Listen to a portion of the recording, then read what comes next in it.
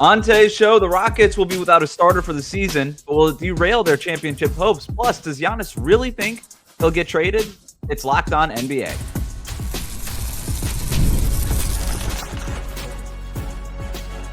You are Locked On NBA, your daily NBA podcast. Part of the Locked On Podcast Network, your team every day. All right, welcome back to Locked On NBA Daily. However you might be tuning in on YouTube or on your favorite podcast app, thanks for making us your first listen every day.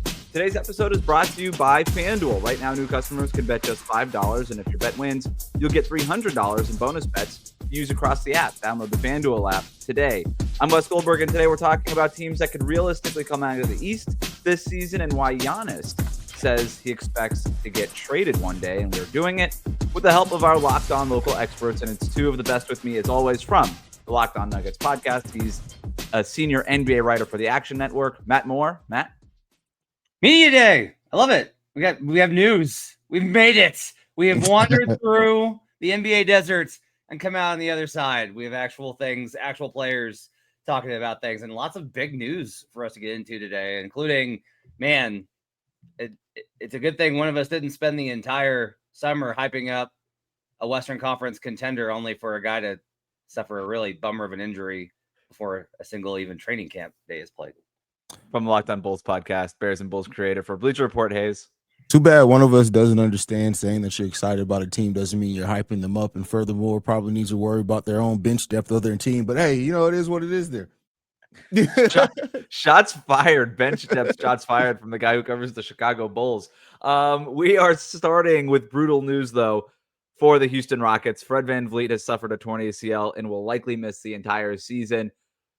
Fred VanVleet, very important starter for the Houston Rockets. He sets the table for the offense. He was likely the guy who was going to be tasked the most with spacing the floor alongside newcomer Kevin Durant. Replacing him won't be easy for a team that's clearly in a win-now mindset. Matt, what do you make of the injury?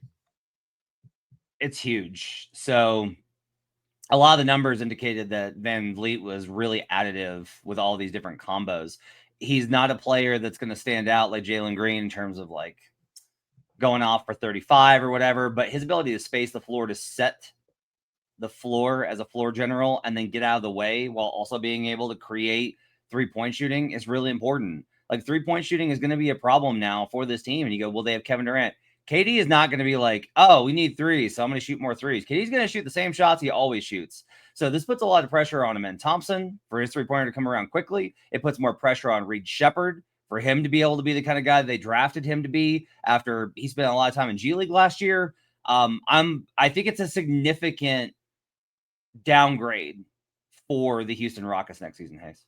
It's a huge one. I mean, not only for what he does provide on the court. I know Fred VanVleet, if you look at his shooting, shot like 37% from the field during the regular season, but he kicked it up drastically in the postseason for the Houston Rockets. Like, he brings leadership more than anything, and that's something that KD does need. As much as KD is great on the court, he's not a leader. He's not. And so you need that veteran voice out there, and Fred VanVleet was that for a young team that's still trying to find their way, on top of being a player that can make shots and just is just good for almost every type of lineup that you want to run out there. So, you know, losing him is huge. It is. And they don't have anybody on the roster, Reed Shepherd or otherwise, that can replace him. Now, luckily, depending on how aggressive the Rockets want to be, they're the most asset-rich team in the league other than the Oklahoma City Thunder. So if they wanted to be aggressive about going out there and finding someone else, they have the assets to do so.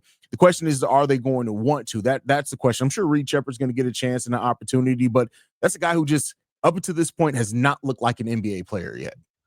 Well, according to Jackson Gatlin, who covers the team over at Locked On Rockets, I mean, this is a big year for Amen Thompson. He talked recently about some of the improvements that he hopes to see from Amen Thompson, specifically as a guy with the ball in his hands a little bit more often. You just gave him an increased handle. If he gets the ball on a string and everything else stays the same, that's still like a top 30, top 35 player with the way that he's playing on the defensive side of the floor and giving him that consistent ability to get downhill, to put pressure on a defense, and to leverage his innate playmaking ability, his court vision, but actually having the weapon of being an offensive threat and not just a play finisher, but a play creator, especially in the half court. We see how lethal he can be in transition when he gets the ball going and he's got, full head of steam. He's charging through, in transition, but it's in the half court where things still look a little shaky, where he's not super comfortable, navigating, snaking through a pick and roll, or, defenders are constantly going to go under the screen on him and they're not going to respect that outside jumper. So he's got to find ways to be able to attack. And so I think we're on the same page there. If he can just work on we've seen the videos, right? He's been in the gym with the guard whisperer this offseason and doing all this kind of work. So if he comes into this season with a tighter handle, then look out. The offensive leap could be right around the corner for Amen Thompson. Matt, I mean, it's one thing to ask Amen Thompson to start making that leap with Fred VanVleet on the court where you can kind of give it to him in small doses, but this is very much throwing him into the deep end if this is the guy that they need him to be.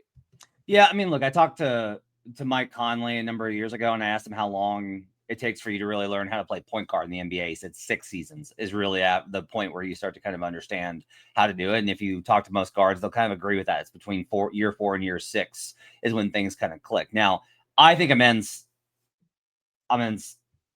playmaking is actually superb. I think he's got great vision. It's just about getting more of those opportunities. So I think he was going to make that kind of a leap anyway. His finishing numbers are really good. His mid-range numbers are actually pretty good. His three-point shooting is the weak point here.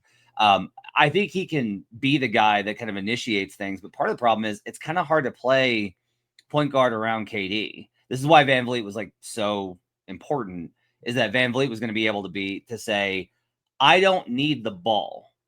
In order for me to contribute, I don't need it. I can give you the ball and I can space around you. And then if even if a 3-pointer is not there, I know how to navigate the floor after I catch it to be able to then find another pass for somebody else to create better offense. The other guy I think that probably gets hurt here, that's not going to get talked about as much, because we'll talk about Thompson, we'll talk about Şengün, we'll talk about KD. It's Jabari Smith Jr., who, for the love of God, why can't this guy ever get to play with a real point guard full time? Because he, even in the minutes where he played last year with VanVleet, the minutes where he played with VanVleet without Jalen Green were really good, especially for him. He needs somebody to set him up like that. And now without VanVleet, I actually think this hurts maybe Jabari Smith Jr. as much as it does anybody on the roster.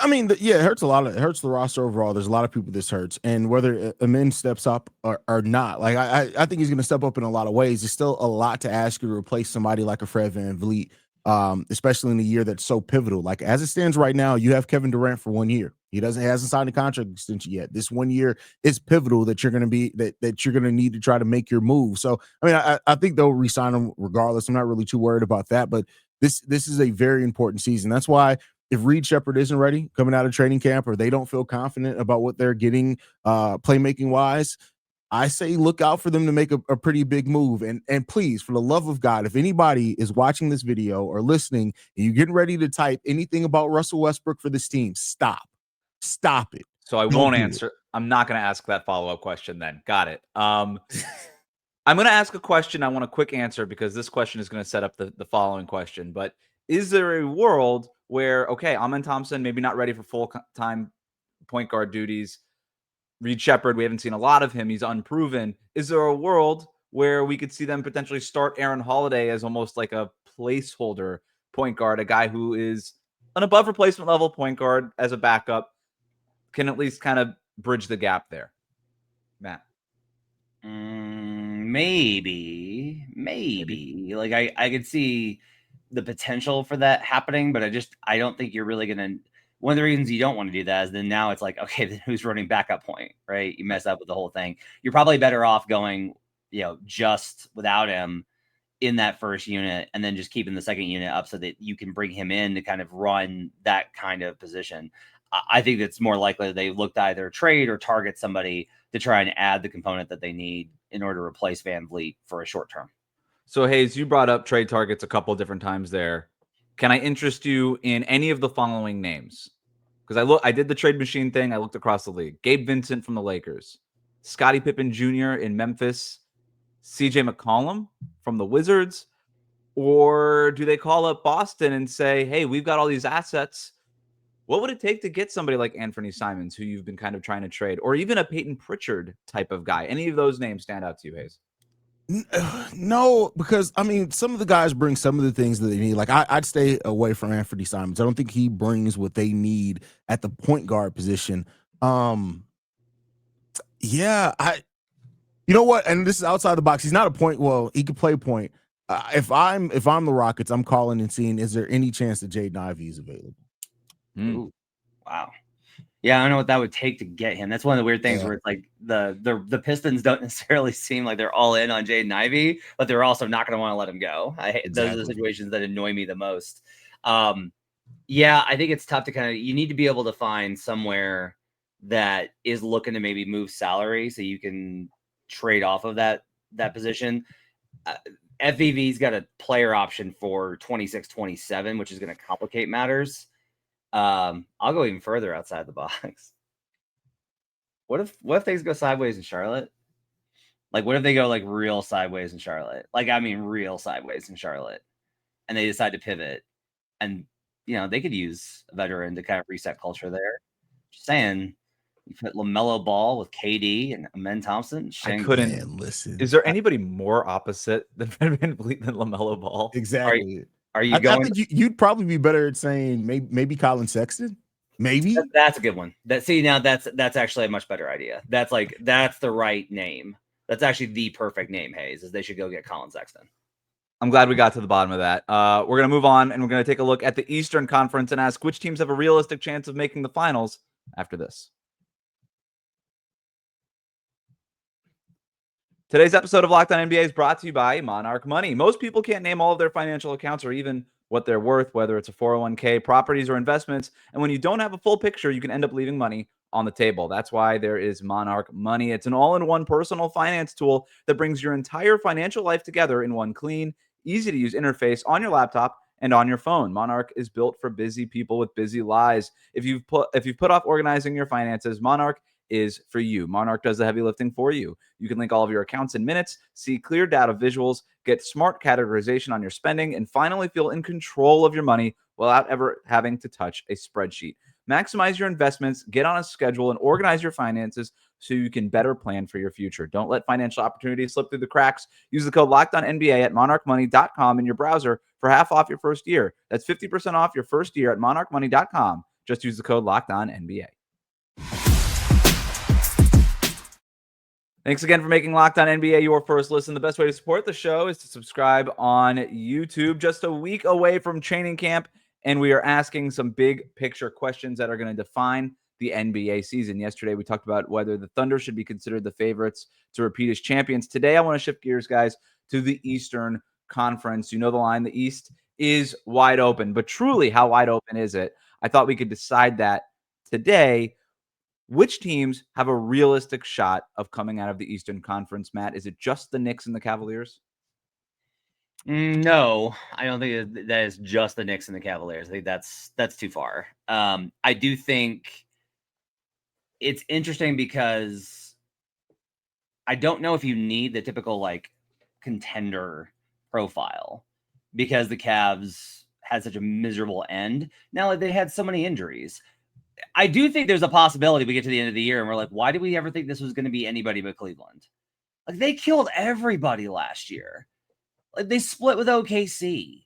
Like, they beat everybody, and they beat everybody by double digits. They were so much better than everyone. And then everything went wrong in that Pacers series. Like, the Pacers were just that team where it was like chaos ensued the minute you got into a matchup with them. But I think the realistic teams that I can see winning the Eastern Conference are the Cavs, the Knicks, the Magic, the Bucks, and the Pistons. That's the list for me of teams. The Heat, to me, are just outside of it. I think the Heat actually have a very outside shot. But I think Pistons, Bucks, Magic, Knicks, Cavs all have a realistic shot of coming out of the East.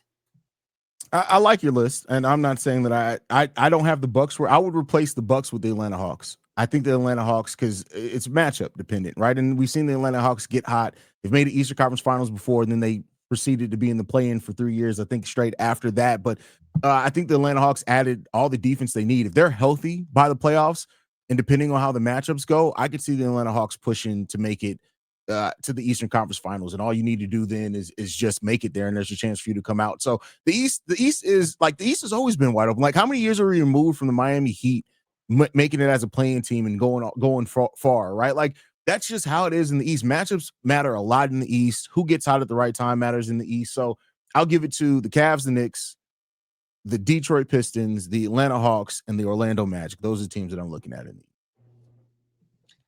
Nobody saw the Pacers coming out of the East last season. I'm glad both of you guys had the Pistons on your list, and that was the team that I had on my list as sort of a dark horse, right? I mean, what is it going to take for a team like Detroit to actually make it out of the East? Health, and I think Cade Cunningham taking his game to another, like, last season was great, and the last season Cade Cunningham looked like the star that they drafted him to be. But if he has a season where he truly transcends, and especially a playoff run where he does that too, I think Jaden Ivey stays healthy at the right time. That fit there is going to be important. I think it's going to take Cade to truly have a superstar run in the playoffs to get them there. They had such elite 3-point shooting with Malik Beasley and Tim Hardaway Jr. Both are gone, at least for now, right? The question, I think, is, can you make up for that with other things? Can their defense get a little bit better? Can Jalen Duren take one step?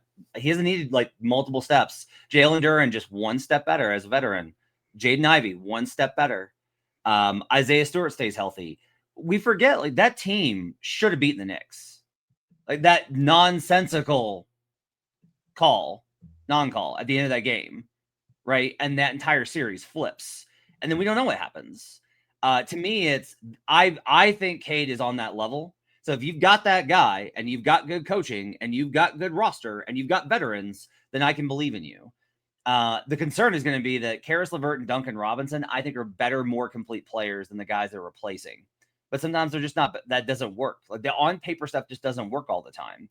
And you made this big jump last year, and a lot of times teams go a little bit back from that. So that's a concern. But I love the formula. I just love the entire formula of, led by Cade, a top level playmaker who can also shoot, who is just a great defender. All of their guys can do all of these things. I look at the Pistons and I just have a lot more belief in what they're going to be capable of. Like, they were 11th in defense last season. The Hawks were 21st. I am very skeptical of this idea that the Hawks are going to make this defensive jump, where I'm like, they had, everyone was oohing and ahhing over Dyson Daniels last year, and they were 21st in defense. Like, they have never been a good defense. Can you be? But Dyson Daniels is really good at steals. Not to say he's a bad on-ball defender, but there's a lot of room for him to grow as an actual on-ball defender. Yeah, I think you get Nickeil Alexander-Walker, you get Kristaps Porzingis there, who we know what they can bring defensively. I can see them making this. I'm not saying they're going to make a huge leap defensively, but I can see them being better defensively. I think Hawks versus Pistons is maybe one of the most interesting questions in the East. Is like, I think you can pick one and not both. So you got to kind of take your sides of which one of these teams is going to maybe be a top 4 seed. Just to go back to the Bucks for a second.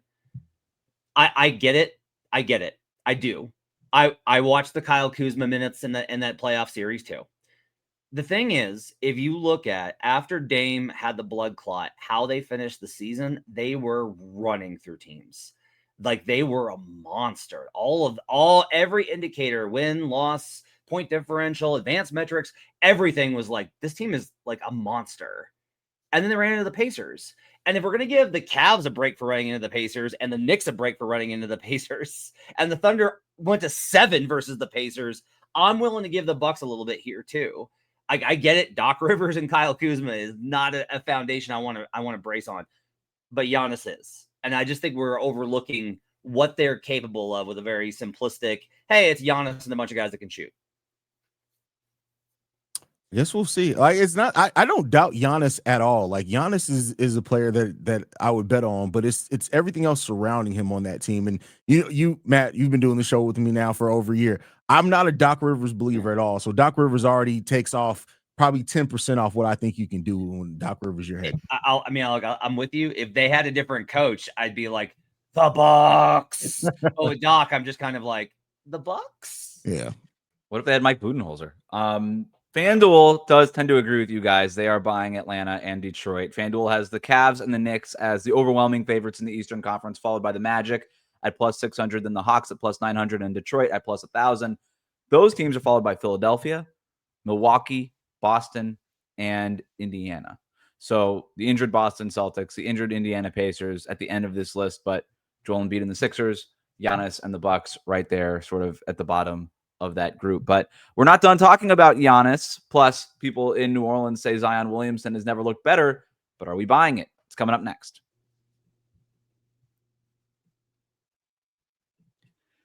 Today's episode is brought to you by FanDuel. The NFL season is here, and FanDuel is making sure you're ready for kickoff with a can't-miss offer. Right now, new customers can bet just $5, and if your bet wins, you'll get $300 in bonus bets to use across the app. I love using FanDuel because it fits however you like to bet. Player props, building the same game parlay, or even jumping in live as the action unfolds. It makes every game more exciting. Whether you're watching your team or just keeping an eye on your fantasy lineup, it's quick, it's easy, it's the best way to add a little bit more energy to your Sundays. So, are you ready to play? Download the FanDuel app now by visiting FanDuel.com to get started. That's FanDuel.com to place your first $5 bet.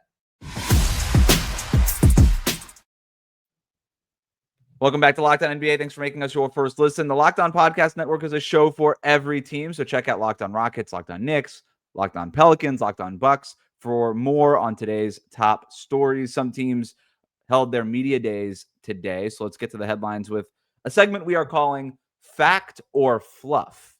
In an interview with a Greek media outlet, Giannis said that he's prepared for the day that the Bucks trade him, saying, quote, "I hope it never happens, but anything is possible," end quote. He does make a reference to the Luka Doncic trade in February. Is the idea that people in charge of the Bucks might decide to pull a Nico Harrison and trade Giannis fact or fluff, Matt? I think that's fluff. I think that, the Luka trade is going to, every player I think is going to position this as justification, right? For, well, they could trade me because this business is so cold. And it's not just Luka, honestly. Like Blake Griffin, I think, is the one that got screwed the most of anybody. This does happen, but I think that the Bucks leadership has better understanding of who Giannis is to the franchise and who to the fans. You have to have such a completely oblivious relationship to the fans to trade a player like that. It was a once in a lifetime situation, and I don't think that'll ever happen again. The only way I see this happening is that they come to a mutual conclusion of if the Bucks go to Giannis and are just like, we're out of options, man. We can't trade in any of our players to upgrade to put a team around you. We can't put we can rebuild, but it's going to take 2-3 years. We understand if you want out. Like that to me is the only way that this could be they look to trade him situation. Yeah, it's fluff because there's no way that the Bucks trade him without talking to Giannis. Like Giannis is not going to wake up and just be like, "Oh crap, I got traded." No, it's not going to happen. Like they're gonna talk to Giannis. I don't even think that they'll trade him without Giannis requesting a trade. I think the Bucks try to hold this thing together as much as they can and just stare at it in the face unless Giannis goes to them and say, "Listen, I need out of here. I want out of here. Let's go ahead and get this done." So I don't believe that the Bucks will trade Giannis without his blessing and him requesting it. I just don't think it'll happen. Let's go to New Orleans, where when asked if he sees any difference in Zion's maturity, Pelicans head coach Willie Green told Mark Spears, his offseason approach is different than it had been in the past. He's understanding his body a little bit more and how he impacts his team. The times that he's healthy, he's one of the best players in the league, and we win more games. So those are the things that he's focused on. He understands that, end quote. Trey Murphy also told reporters today that Zion is, quote, slimmer than I have ever seen him in the summertime, end quote. His is the new look Zion, fact or fluff? It's fluff. We've seen this, but we've done this story the last 2 off seasons. Every time Zion comes into training camp looking the best shape of his life, and he just doesn't maintain it. That's the problem. We know he can get in great. You know what? Zion needs to work out with my dad. This may sound like child abuse here. Let me share my childhood trauma with you guys here for a second. When I was training for football, my dad used to make me, I grew up in Germany. Summers in Germany, he would take me to the woods to chase rabbits for an hour a day to work on my agility. Rabbits. And if I ran into a tree, he said, now you can dodge a defensive lineman. That's what he did to me every summer for 4 years. Until Zion has that type of determination, I just don't believe it. Did it work? Yeah. Oh yeah. I own every rushing record for my high school. And that's been 20 years now. So yeah. I bet you do. Rabbits are fast. Rabbits are fast. Yeah. That is nuts and awesome and awful. But kind of It's child abuse. It's child abuse, but it is what it is now. Wow. Okay. Well, I did not have to chase rabbits, even though I grew up in Arkansas. Even though I grew up in Arkansas, where they're usually dinner. I'm gonna say fact. I want to believe. See, the fact that you have to say you want to believe tells me that you know it's not a fact. We get to believe in our own facts in today's society. Hey, that's This is very true. This is very true. Zion, it feels like we do this every summer with him, though. Wasn't it last summer that he was in some sort of house in the middle of nowhere in Texas, getting like on the keto diet or something? It was last summer all the pictures were bad. All the pictures were bad last summer. Maybe the last time that we had this was like when he came into training camp and everybody's like, whoa, like he actually has changed. And then he had his best season. Now he's got off-court allegations, which are horrendous, and we continue to hear nothing about the NBA regarding any of it. But if we're just going to talk about like the history of it, the last time that I remember this being like a serious discussion like this was the year that he was able to keep it together. I agree with you, Haize, over a multi-year thing, you won't keep it together. But for one season, I think you might be able to. Well, they need him to because they traded away their draft pick for next summer. Let's go to New York. Media Day. New York. New Knicks coach Mike Brown was asked if he plans to go with Mitchell Robinson or go small with Josh Hart in the starting lineup, but he declined to reveal how he's leaning. Is the Knicks starting lineup as the top story heading to training camp? Fact or fluff, Matt? I think that's fluff. I think it's going to be Mitchell Robinson. I think we just seen too much of an impact that's made. Like, to me, this is they are trending away from Josh Hart. That to me is like the signal here. Josh has put a lot of miles on himself. He put a lot of miles on himself for Tibbs, and he defended Tibbs, and he played all those minutes. And it reminds me, Haize, it reminds me a lot of Luol Deng of how the Bulls asked way too much of Luol Deng, and he had outlier situations that developed, but to me that shortened his career. Where Luol, if he'd been able to manage things, probably plays a lot longer. So I have those kind of concerns. You put the amount of miles that they put on Josh under Tibbs, and there is a cost. So to me, like I wouldn't be surprised if this is the last year that Josh Hart is on the Knicks, and they continue to evolve away from the Nova Knicks and Wingstop towards this combination of Jalen Brunson and Karl-Anthony Towns. I agree with man. I wouldn't be surprised if they do move on from Josh Hart. I still believe it's more fact than fiction. I'm kind of somewhere between the two, but the Knicks need to do something, and I think that something's going to come between now and the trade deadline. So I wouldn't be surprised if Josh Hart is moved. I wouldn't be surprised if Mitchell Robinson's moved. I wouldn't be surprised if both of them is, but something's coming for the Knicks sooner rather than later. Josh Hart told reporters today, kind of jokingly, that he views himself as a starter in the league. So that might also be something to monitor there. Last one here. Cavs coach Kenny Atkinson told reporters that Evan Mobley has gotten stronger. Quote, "You just sense that he's ready to make another jump. There's a confidence brewing there that maybe we haven't seen before." End quote. Is there another leap coming for Evan Mobley? Is that fact or fluff, Matt? Fact. He's only going to get better, man. He had a really disappointing second season and third season, but since then he's back on track. There were so many people that were convinced in that draft that he was going to be the best player. They thought Mobley was going to be the best player, and you're seeing why. Defensive player of the year, able to space the floor. He's adding off as he gets stronger. That's going to help him finishing through contact, which I think is huge for him with his off dribble game. This is going to be one of the best players in the league over the next decade. Him and Cade are going to be a great rivalry. And then also Jalen Green exists. It's fact. I think when you look at Evan Mobley, when you look at the different positions that he's guarded, when you look at his paint defense, the defense, like all the advanced metrics love Evan Mobley. Evan Mobley's advanced metrics darling, but the difference between some people who the advanced metrics love is that you also see it on the court. Like this is a guy that prides himself in just doing what it takes to win basketball games. And you see players make that leap between 22 and 24. It's usually where the overlap of the mental part of your game and the game slowing down and your physical prime start overlapping some. And then if you're really good, you can ride that then out for 2, 3, 4 years. And so I think we're heading to that place for Evan Mobley. The best is yet to come from Evan Mobley. And that's really scary when you look at how good he already is.